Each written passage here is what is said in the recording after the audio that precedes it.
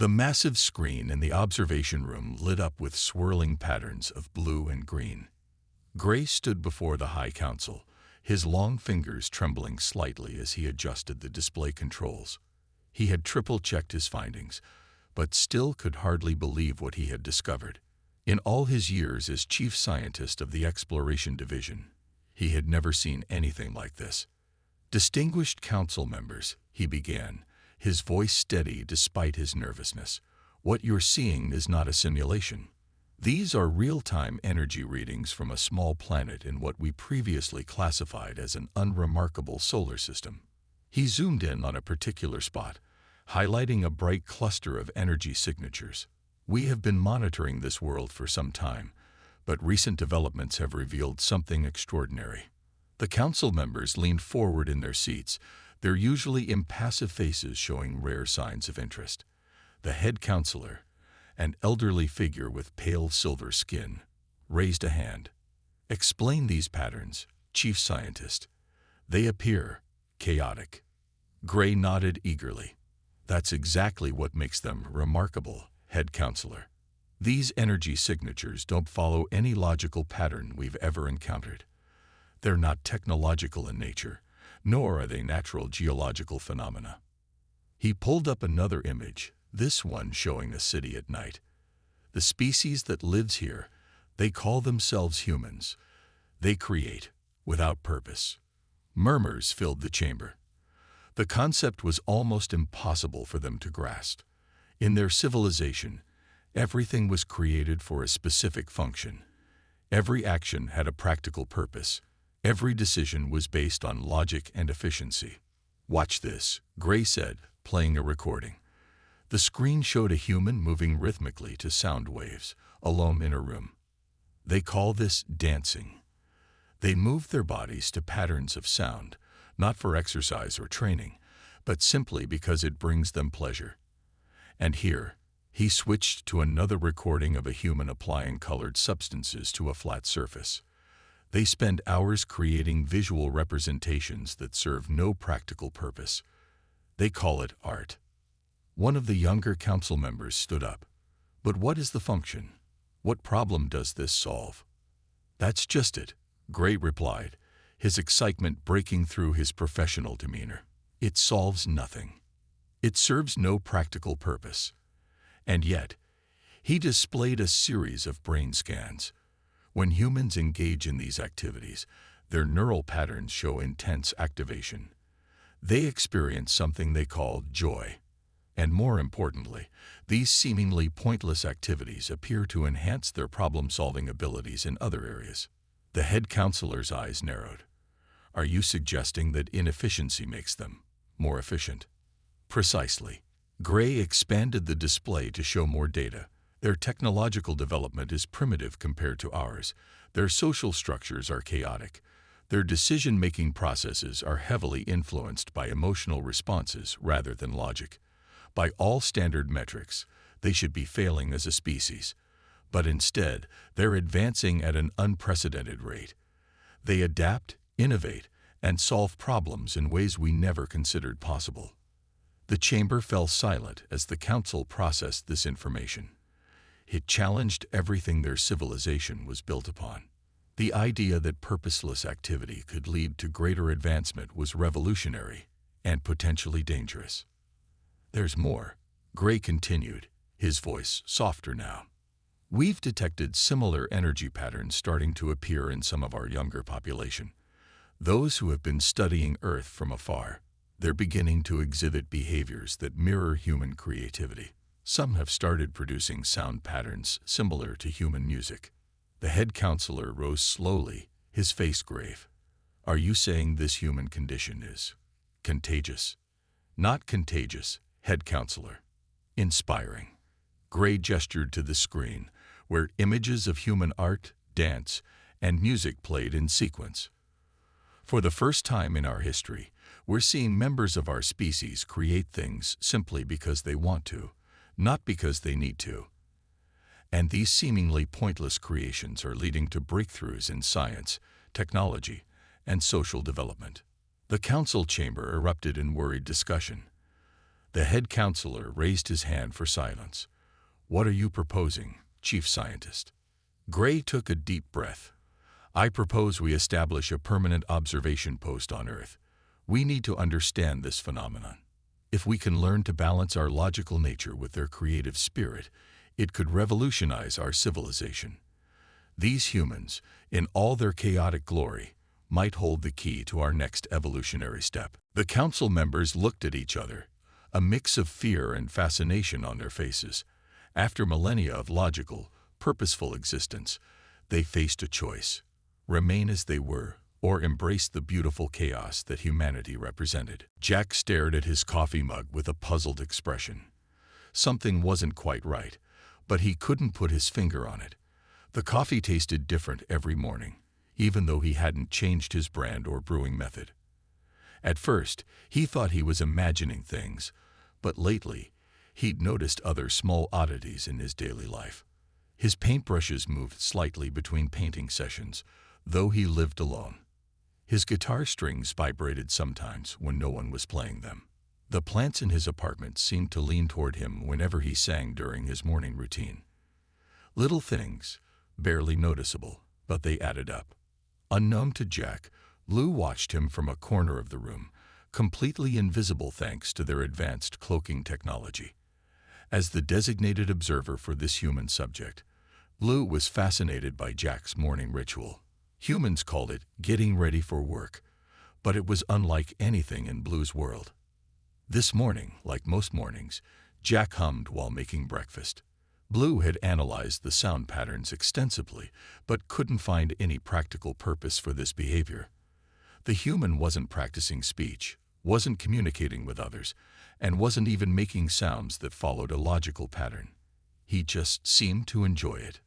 Blue made careful notes. Subject continues to produce random sound variations while performing routine tasks.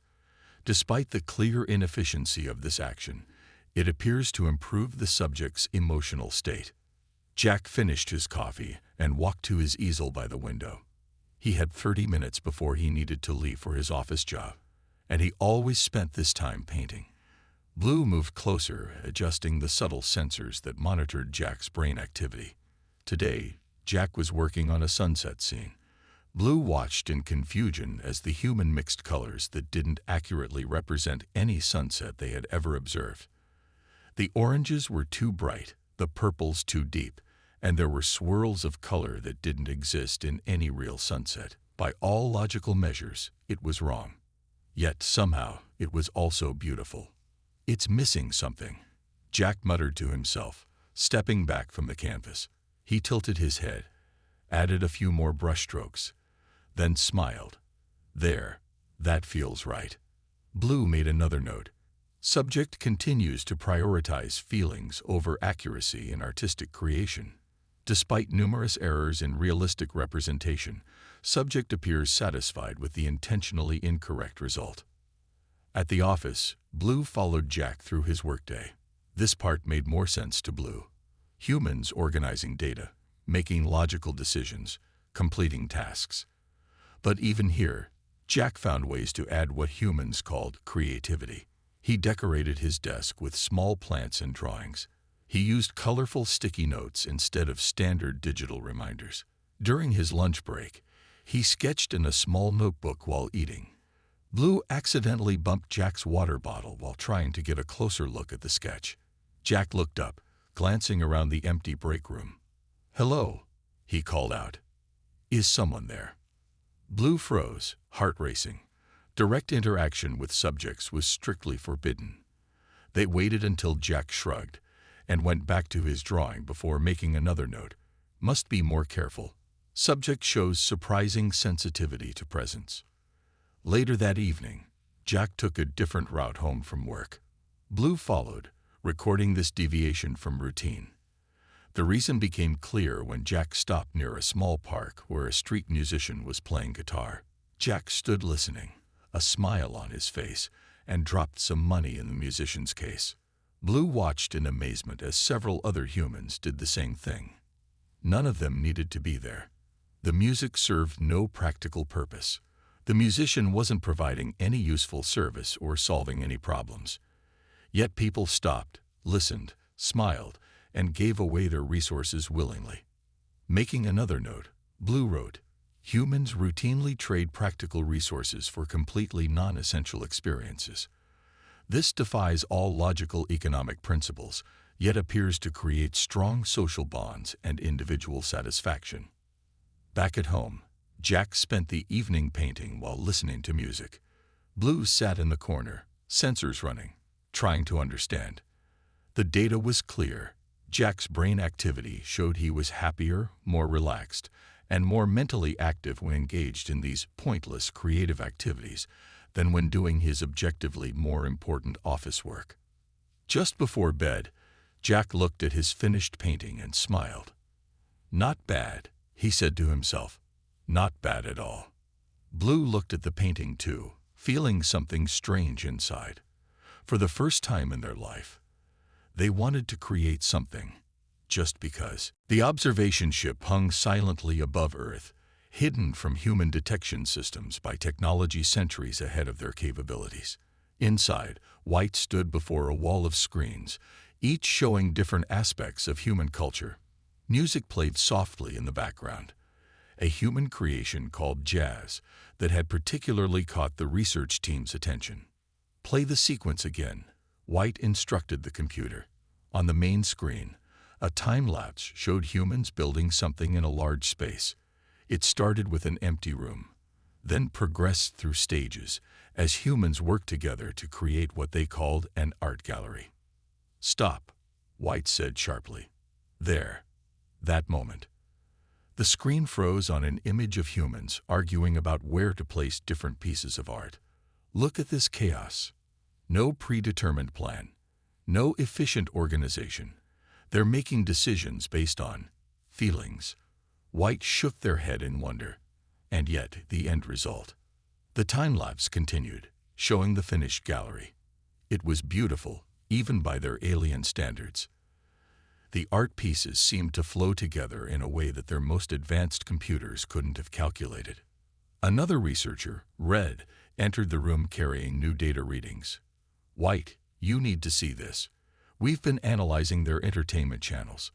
These humans, they spend enormous resources creating stories that never happened, showing them on screens, and watching them together."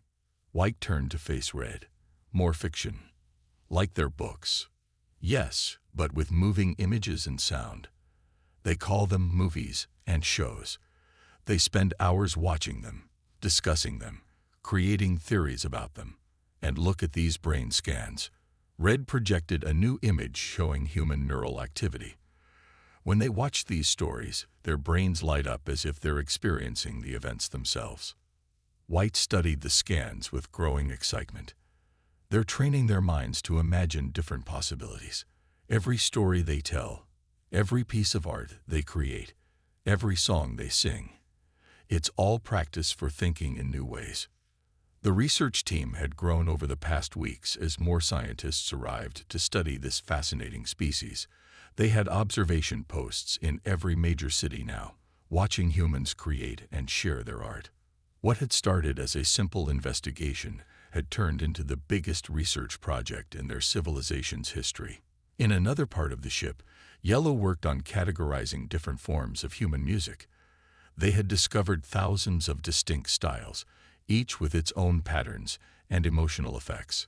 Currently, they were trying to understand why humans created different songs for different activities. Working songs, sleeping songs, dancing songs, sad songs. "It makes no sense," Yellow muttered, reviewing their notes. "They have songs that deliberately make them feel sad. They choose to experience negative emotions through their art. Why would any species do this voluntarily?" But the data couldn't be denied. Humans sought out art that made them feel all kinds of emotions, not just positive ones. They created and consumed stories of loss and pain alongside tales of joy and triumph. And somehow, this emotional variety made them more resilient, more adaptable, more innovative. White called the entire research team together for their daily meeting. The room filled with scientists, each carrying their own observations and questions. The wall screens showed their combined findings, a dizzying array of human creativity in all its forms. Our latest analysis confirms it, White announced to the assembled team. Humans have something we've never seen before. They don't just create, they imagine. They don't just solve problems, they dream up new possibilities. Their art isn't just decoration, it's a way of processing and understanding their world. Red added, and it's not just a few specialized humans. They all do it. Children draw before they can write. They sing before they can speak properly. Creativity isn't a skill they learn. It's a fundamental part of who they are. Yellow raised their hand. But how did they develop this? Our civilization is thousands of years older than theirs. We have superior technology, better understanding of the universe. How did we miss this? White looked thoughtfully at a screen showing children painting with their hands, making messy but joyful art. Maybe that's exactly why. We focused on efficiency, on logical progress. Somewhere along the way, we lost something these humans never gave up. The ability to play, to create without purpose, to make beauty just because we can. The room fell silent as they all considered this idea. On the screens around them, Earth continued its slow spin, its people creating countless works of art, music, and story with every passing moment, unaware that their creativity had captured the fascination of beings from across the stars. The emergency alarm echoed through the halls of the High Council building. Gray rushed through the corridors, his usual calm replaced by visible worry. More and more reports were coming in from across their world, and they all told the same story. Their youth were changing. In a classroom designed to teach logical problem-solving, a young student had covered the walls with colorful patterns instead of completing their assignments. The patterns had no purpose, no meaning, yet other students had stopped to look at them, some even adding their own designs. The council chamber was already full when Gray arrived. The head counselor stood at the center, his face stern as he watched recordings from around their planet. Each screen showed similar scenes, young aliens creating art, making music, dancing. All activities that had never existed in their society before they began studying Earth. Chief Scientist, the head counselor's voice was heavy with concern. Explain this. Contamination. Gray stepped forward, looking at the scenes playing out before them. In one recording, a group of young aliens had gathered in a park, making sounds that mimicked human music. In another, someone had shaped metal into a form that served no purpose except to be looked at.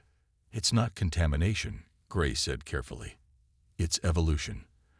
Our young ones who have been studying human culture are beginning to understand something we lost long ago. The joy of creating for creation's sake. Joy. Another council member spat the word like it was poison. They're neglecting their duties. 3 students missed their logical reasoning classes because they were too busy making noise. Music, Gray corrected gently. They were making music. And yes, while they missed their scheduled classes, they've shown remarkable improvements in creative problem solving. Their ability to think of new solutions has increased by 40%. The debate grew heated. Half the council wanted to immediately cut off all contact with Earth, quarantine anyone who showed signs of this new behavior, and return to their purely logical way of life. The other half, mostly younger members, argued that this change might be exactly what their civilization needed. Meanwhile, in another part of the city, a young alien named Green sat in their room, moving their hands across a simple instrument they had built based on human designs. The sounds it made weren't perfect or precise like their usual technology, but something about its imperfection made it beautiful. Green wasn't alone. Across the planet, more young aliens were discovering what humans had known all along, that there was something deeply satisfying about creating something new, something that had never existed before, something that didn't need to have a purpose beyond existing. Back in the council chamber, the argument continued. Look at this. One council member pointed to a new report. A whole group of students spent their free time creating a story, a completely false sequence of events that never happened. They're learning to lie. No, Gray countered. They're learning to imagine. to think about things that could be, not just things that are. This is why humans have advanced so quickly despite their technological limitations. They can imagine better futures and then work to make them real. The head counselor raised his hand for silence. What about the observer reports? What have you learned from studying humans directly? Gray brought up Blue's latest report about Jack, the human artist. Our observers are experiencing the same changes as our youth. They're beginning to understand emotions, to appreciate beauty, to see value in things that can't be measured or quantified. And their problem-solving abilities have improved dramatically. But if this continues, another council member warned, our entire society will change. Everything we've built is based on logic and efficiency. This, creativity, it's chaotic, unpredictable, dangerous. Perhaps, Gray agreed, we need a little chaos. Look at our civilization. We haven't had a major breakthrough in any field for over 100 years. We've become stagnant, solving the same problems in the same ways. These humans, with all their inefficient creativity, are constantly innovating, constantly changing, constantly growing. Outside the council chamber, more reports kept coming in. A group of young aliens had organized what they called an art show. Others had started writing poetry. Some had even begun decorating their living spaces with colors and shapes that served no practical purpose. The change was spreading, and no amount of logical arguments could stop it. Their civilization stood at a crossroads. Embrace this new way of thinking, or fight to remain as they had always been. And time for making that choice was running out. Rain fell softly on the city streets as Jack walked home from work. He usually took the bus in bad weather, but today something made him want to walk. The rain created patterns on the puddles, and the city lights reflected in them like floating stars. As an artist, he couldn't resist such a beautiful scene. Blue followed close behind, as always. After months of observation, they had grown familiar with Jack's habits, but still couldn't fully understand them. Like now, why would anyone choose to get wet when they could stay dry? Yet there was something about the way Jack looked at the rain that made Blue wish they could see it through his eyes. Halfway home, they passed the spot where the street musician usually played. Despite the rain, he was there, protected only by a small overhang. The old man's guitar sang out over the sound of falling water, creating a melody that seemed to dance with the rain itself. Jack stopped to listen, as he often did, but this time was different. The mix of rain, music, and city lights created something so beautiful that Blue forgot all their training, all their rules. Without realizing it, they stepped closer, completely absorbed in the moment. A puddle splashed under Blue's foot. Jack turned sharply at the sound. In that exact moment, a car passed by, its headlights catching the outline of Blue's cloaking field in the rain. For one brief second, Blue was visible, a tall, silvery figure standing in the rain, watching the street musician with an expression of wonder. Their eyes met. Blue froze, their training screaming at them to run, to activate emergency protocols, to do anything except stand there. But they couldn't move. Months of watching Jack create art, of seeing him find beauty in simple things, of learning to feel instead of just think. It all led to this moment. Jack didn't run. He didn't scream. He just looked at Blue with the same curious expression he used when studying a new painting subject. I knew someone was there, he said quietly, his voice barely audible over the rain and music. I felt you watching for months. Blue's cloaking device flickered again in the rain. There was no point maintaining it now. Slowly, carefully, they turned it off completely. Jack's eyes widened as the alien's full form became visible, but still, he showed no fear. You like the music, Jack said. It wasn't a question. I've seen little splashes in puddles before when this man plays. You stop to listen, just like I do. Blue nodded slowly. Speaking to humans was forbidden, but they had already broken so many rules. It makes me feel things I cannot explain. The street musician played on, unaware of the historic moment happening in front of him. His music provided a soundtrack to the first peaceful, intentional meeting between human and alien.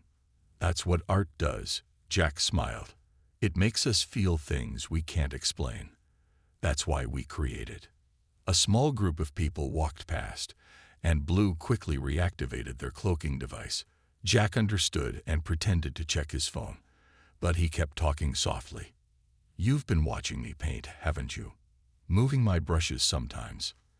"I was curious," Blue admitted, their voice coming from seemingly empty air. "On my world, we only make things that have a purpose. But you make things just to make them beautiful." Jack looked at the rain-soaked street, at the lights reflecting in the puddles, at the old musician playing his heart out in the rain. "Everything has a purpose," he said. "Sometimes the purpose is just to remind us that life can be beautiful." They stood there in the rain, human and alien, listening to the music.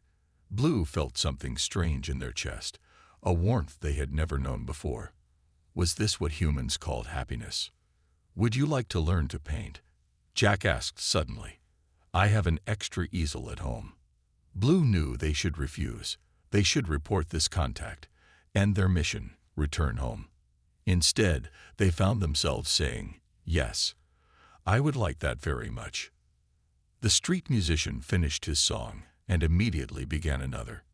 Jack dropped some money in his case, then started walking home, knowing his invisible companion was following.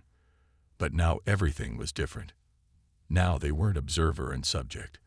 They were just two beings who had found something beautiful in the rain. 3 months after Blue's first painting lesson, the alien civilization faced its biggest change in 10,000 years.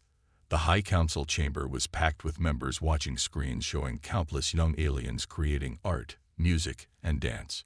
But instead of the panic from before, many council members now watched with interest. Gray stood before them, presenting his final report. "The evidence is clear," he said, pointing to the data. "Every group that has embraced these creative activities has shown massive improvements in problem-solving, innovation, and emotional well-being." The head counselor nodded slowly. On his desk sat a small sculpture, his first attempt at art, made just a week ago. "And what of the human you've been monitoring? The one who has been teaching our observer?" On the main screen appeared images of Blue and Jack, working together in Jack's apartment. Blue's paintings had started simple, just like a child's, but they had grown more complex and beautiful with time. More importantly, Blue had started creating their own unique style, mixing alien perspectives with human techniques. "Their connection has taught us more than years of hidden observation," Gray explained. "Through their friendship, we've learned that creativity isn't just about making art. It's about seeing the world in new ways." The council voted that day to end centuries of secrecy. It was time to meet humanity openly, not as superior beings, but as fellow travelers on the path of discovery. The revelation to Earth happened on a clear spring morning.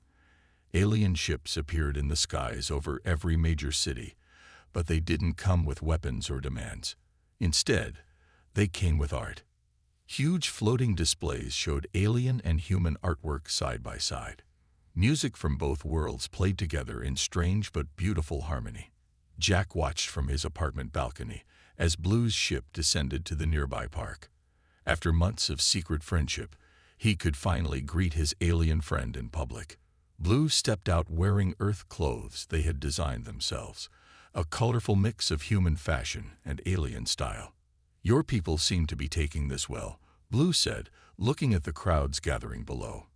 There was excitement in the air, but no panic, perhaps because the aliens had chosen to reveal themselves through art rather than force. News channels across the world broadcast the alien announcement. They explained how they had discovered Earth, how human creativity had changed their civilization, and how they hoped to learn from humanity. Their message was simple. They came not to teach or rule, but to learn how to create, how to feel, how to see beauty in unexpected places. In the weeks that followed, the first human-alien art exhibition opened in New York. Jack and Blue's paintings hung side by side. Blue's alien landscapes next to Jack's cityscapes, each influenced by the other's style. The street musician who had played in the rain that fateful night performed together with alien musicians, creating sounds never heard before on Earth. Young aliens enrolled in Earth's art schools, while human artists visited alien worlds to teach and learn. Scientists from both species worked together, finding that the combination of alien logic and human creativity led to breakthroughs neither could have achieved alone. 1 year later, Jack sat in his apartment, painting alongside Blue. Their easels stood side by side, just as they had during those first secret lessons. But now the window was open, and aliens and humans walked together on the street below. "Do you ever regret it?" Jack asked, mixing colors on his palette, breaking the rules that day in the rain. Blue looked at their latest painting, a scene of their homeworld, but painted with all the color and emotion they had learned from Earth. "How can I regret something that brought so much beauty to both our worlds?" Outside, the street musician played his guitar while an alien child watched in wonder, trying to copy the music with their own instrument. The songs of two worlds drifted up through the window, carried on the breeze along with the sound of laughter and conversation in human and alien voices. And so it was that humanity's greatest contribution to the galaxy wasn't technology or weapons or power. Instead, they taught the stars how to sing, showed the cosmos how to dance, and helped an ancient civilization remember the simple joy of creating something beautiful just because they could.